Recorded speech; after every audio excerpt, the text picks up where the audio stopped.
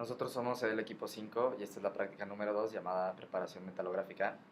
El objetivo de esta práctica es conocer y aplicar el procedimiento de preparación de muestras de materiales para su análisis metalográfico, identificar los cuidados necesarios para desarrollar una buena preparación de muestras para análisis metalográfico, observar mediante el microscopio óptico la microestructura de diferentes muestras y mediante la observación por medio de microscopía óptica identificar inclusiones no metálicas y finalmente el tamaño de grano.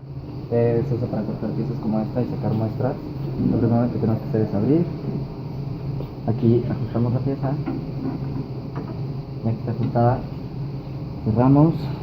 Con este botón encendemos, empieza a girar la rueda y con esta palanca bajamos la rueda para que empiece a cortar nuestra muestra. Tenemos que tener cuidado que tenemos que ver cuando terminamos de cortar la pieza, si no se puede romper el disco. Ya que terminemos de cortar, apagamos, esperamos a que termine de girar la rueda, después abrimos y sacamos nuestra muestra. Y nunca van a quedar precisas, por lo que tenemos que ubicarlas. Si es aluminio, de acero con el esmeril. Lo primero que se tiene que hacer es subir con esta palanca la base hasta donde podamos meter la pieza, pero antes tenemos que ponerle el desmoldante. Después colocamos la pieza y metemos la baquelita. La baquelita viene siendo esta. En este caso, como está granulada, debe de ser una cucharada y media.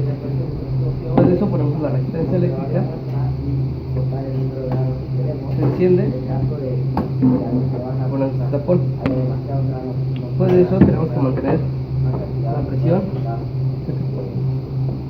a 5 megapascales y esperamos 10 minutos en lo que se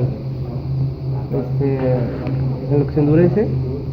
Después de eso tendremos la resistencia eléctrica,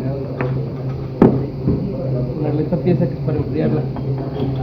De igual forma nos esperamos 5 minutos y después, pero mientras tanto tenemos que mantener la presión igual a 5, y ya que una vez que se acaba los 5 minutos la retiramos, quitamos toda la presión que existe en la máquina y vamos sacando con esta misma palanca la pieza. Después ya nada más es cuestión de quitar esta pieza que debe estar ahí arriba y sacar la pieza que nos debe quedar como en un momento les mostraré. Después del encapsulado de las muestras con baquelita, se pasaron las mismas a una máquina niveladora, la cual las iba a dejar en el mismo nivel a las muestras para que pudieran pasar a la parte de lijado. En esta se encontraban las lijas ordenadas gradualmente de mayor a menor con alúmina, la cual iba a hacer que el acabado quedara como espejo. Después de que ya se logró el desbaste en la máquina, se pasaron las máquinas para el ataque químico. Antes de que se les pusiera el atacante, se tenían que enjuagar y limpiar con un algodón para que éstas quedaran limpias de la superficie. Ya que se habían secado, se les atacó y se dejaron reposar. Las muestras de acero se atacaron con el atacante de nital y las de aluminio con el Keller. En esta etapa ya vamos a observar las muestras bajo el microscopio. Este es un microscópico específico para la metalografía. Como pueden ver aquí en el software, esta es una imagen de la muestra a un tamaño de por mil. Entonces el objetivo de esto es identificar el tamaño de los granos. Aquí no se puede ver porque la muestra tiene muchas imperfecciones, tiene quemaduras y también está oxidada. Pero identificando el tamaño del grano en una buena muestra, podemos determinar las diferentes propiedades mecánicas del material y también identificar el historial de los procesos que se le han hecho.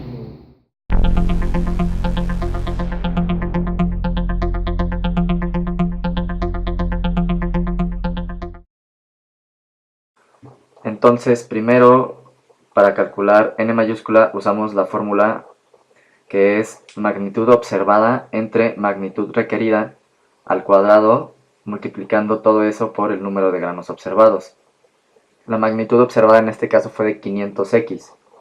La dividimos entre 100x nos da un total de 5, al cuadrado es 25, y por el número de granos observados, que en la microfotografía del acero fue de 23.5, nos da un total de 587.5. Después tenemos que despejar la n que está como potencia, para lo que vamos a usar logaritmos. Se hace el logaritmo de 587.5, que es el número de granos en la pulgada cuadrada. Eso se divide entre el logaritmo de 2, y así ya nos da un resultado de n más 1, n menos 1. Entonces nada más sumamos 1 a la respuesta de la división de los logaritmos para ya tener el número de grano ASTM, que en este caso da un resultado de 10.19. En el caso del aluminio utilizamos 500 de magnitud y encontramos 6 granos enteros y 12 mitades, dando un total de 12 granos.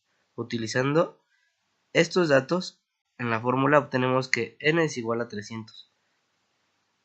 Aquí se muestra cómo utilizamos la fórmula metiendo 500 sobre 100, que 500 es lo que observamos, al cuadrado por los 12 granos, dándonos un total de 300. Después de haber conseguido el valor de n, lo sustituimos en la fórmula de n es igual a 2 a la n menos 1, dándonos que es 300 igual a 2 a la n menos 1.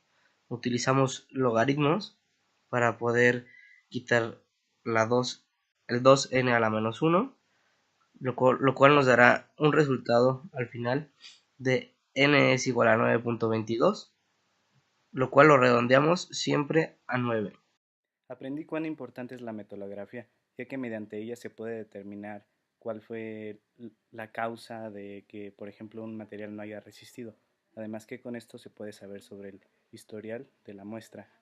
Esta práctica nos sirvió mucho para entender cómo funcionan los materiales desde el punto de vista microscópico.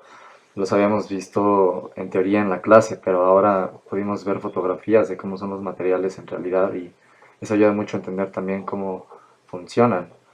También la práctica nos ayudó bastante para saber usar muchas herramientas del laboratorio que pues necesitan ser usadas de forma cuidadosa. Puedo concluir, dada la práctica que llevamos a cabo, que es de suma importancia entender cómo vamos a analizar las piezas de metal mediante este proceso. Sin embargo, no es sencillo, debido a que tenemos que seguir a pie de la letra todas las instrucciones para poder conseguir los resultados a los que deseamos analizar. Para mí, la parte más interesante fue la parte del montaje, al utilizar la baquelita y ver cómo después de un tiempo se hacía esta pieza, la cual la teníamos que lijar, nivelar, para poder después verla en el microscopio. De la práctica puedo concluir que mediante procesos podemos observar cómo están compuestos los materiales, principalmente ahorita los metales, ver cómo están conformados mediante granos y cómo con un material tan simple como la baquelita que estaba en polvo se puede generar un encapsulado tan firme.